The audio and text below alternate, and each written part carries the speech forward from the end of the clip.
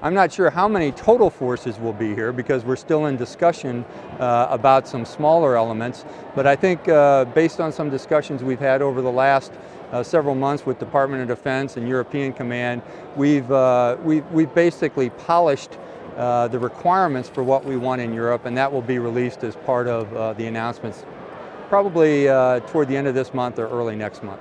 We may have to adjust a little bit in terms of the size of the forces at various installations, but what I'll tell you is we've got some specific numbers that we're looking at in terms of what may remain in Europe, what they are related to in terms of the mission, and where they might live.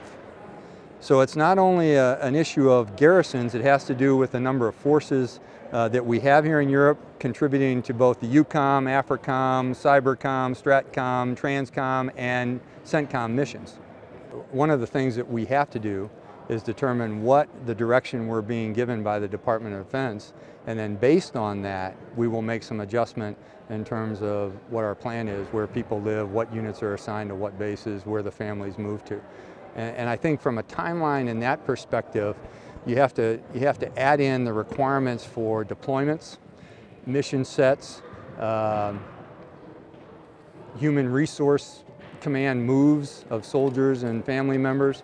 All of those things play a part in how you adjust what we call the stance, which is a combination of not only location, but what units do. We're going to be okay in U.S. Army Europe.